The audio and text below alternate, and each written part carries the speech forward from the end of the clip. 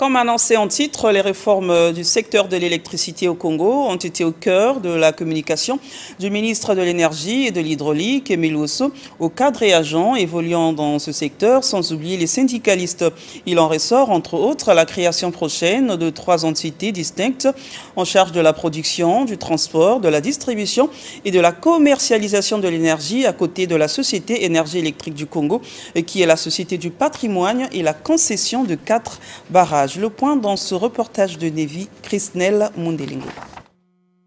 La réforme du secteur de l'électricité amorcée en 2018 avec la dissolution de la SNE, la Société nationale d'électricité, aboutiront à terme à la création de 3 autres entités, notamment la Société de production d'énergie, la Société de transport d'électricité et la Société de distribution et de commercialisation de l'énergie, à côté de Énergie électrique du Congo, qui est la Société du patrimoine.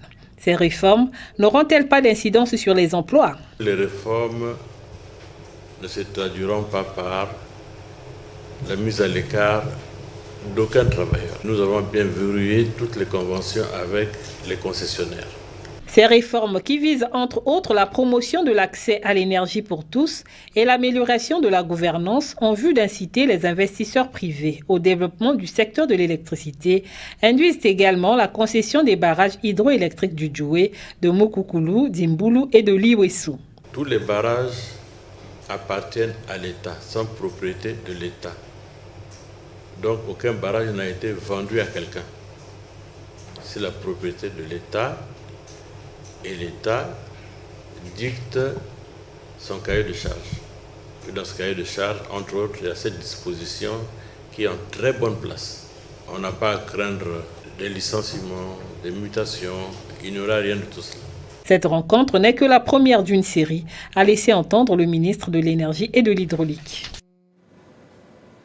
Voilà, loin d'être une communication à sens unique, cette adresse du ministre de l'Énergie et de l'Hydraulique, Emile Osso, a été une occasion pour les syndicalistes et autres délégués du personnel de lui soumettre leurs préoccupations qui se résument entre autres à la préservation des emplois et autres acquis tels que l'ancienneté et l'électrification des zones rurales. Retrouvons Nelly Nevi Crisnel Mundelingo. Les syndicalistes et autres délégués du personnel ont profité de cette communication du ministre de l'Énergie et de l'Hydraulique pour lui soumettre leurs inquiétudes. J'aimerais savoir si le gouvernement de la République, en matière de concession, a pris en considération les avancées réalisées par EUCARICI. Répondant à ces préoccupations, Emile Osso a donné des garanties. Il n'y a aucune privatisation. Et dans toutes les conventions, il est dit à la moindre faute du concessionnaire, nous reprenons la gestion de nos barrages. Et quand on dit nous reprenons, c'est qui? C'est qui reprend. C'est qui noir sur blanc. L'emploi n'est pas menacé. Le bien n'est pas vendu. On s'inquiète pourquoi? S'il y a un problème, mais vous venez nous voir.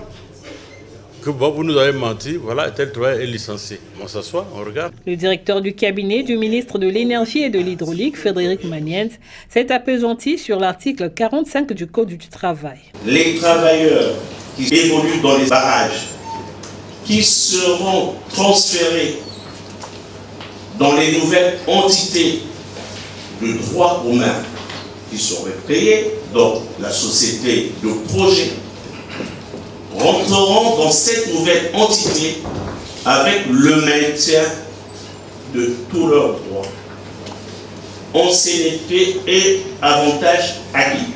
Cette rencontre s'est achevée sur une note de satisfaction.